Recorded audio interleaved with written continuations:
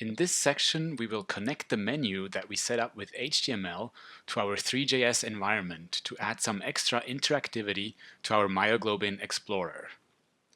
First, I would like to make sure that this wait message over here is properly removed once our molecule has loaded. And this is something that I'm going to do at the very end here of the process molecule function, because only then we can be sure that all the data has loaded. And to do this, I'm going to use a method again of the document, which is getElementById. We have used it before, and again I want to target the div with the ID weight that we have defined in our HTML document, and then I'm simply using this remove method on that item. So doing this should get rid of this message for us. I'm also going to do a little bit of code cleaning here. I'm deleting this line. I'm saving my document and I'm reloading the HTML page. Notice how the message now disappears as soon as our molecule loads, which is great. So then the next thing that we're going to do is we're going to have a look at this toggle surface button over here. And currently, as you can see, it doesn't do anything. No matter how many times we click on it, you can see that a little hash here is added to the URL, which doesn't take us anywhere. So you almost guessed it. Maybe you remember that we defined a function here called ActivateMenu, which is what we're going to use now down here to add some interactivity to this button. It's actually not officially an HTML button, it's just a simple link, but that doesn't really matter. So just as a quick reminder, in our index.html file, we want to target this third link here, which we designated as item 3 for its ID attribute here. So we need to go find that element in our page.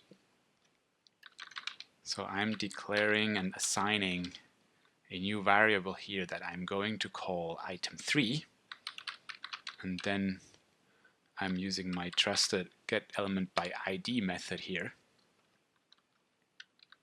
I pass in item 3 as an argument, so this gives us a handle onto that element. And then we again use this addEventListener method. It's a valid method for, I guess, every element on our website here. And this time we are going to listen to click events. And then maybe you remember, as a second argument, I am passing a function that will be called every time the mouse will click on that element. And then the third parameter here I always set to false. We need to do this for historical reasons. This is just a boolean that controls how the event bubbles through the tree of elements here. And then I will define this toggle surf function down here straight away, and I am going to write the function body here. And what I'm going to do is I'm going to toggle the opacity of the surface material. So whenever we click this, I would like to switch the opacity from 0 to 1 and back. So maybe the first thing we can do up here is to set the opacity to 0. So when we just load our page, we will get a 0 value for the opacity. And now down here, what we're going to do is we need something that's either 1 or 0 depending on the actual value that we currently have.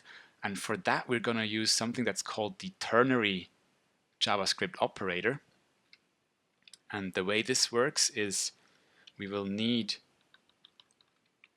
a certain condition that evaluates to true or false. And then we put a question marks. And then here, we're going to do something if true. And if this expression here evaluates to false, we will do something else. So we will here do something if false. Now, what we have to put in here in the brackets is exactly the attribute that we're trying to set. So we want to check whether our current opacity is 1. And if it is, we want to set it to 0. And if it's not already 1, we want to set it to 1.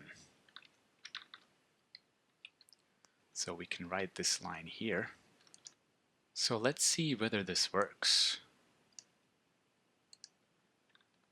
I'm saving my document and refreshing my web page here. And now let's see what happens when we click on here. And that does look pretty good. Seems like we activated our switching mechanism here, which is great. And in the next video, I will show you how we can animate our molecule by hovering our mouse over menu items.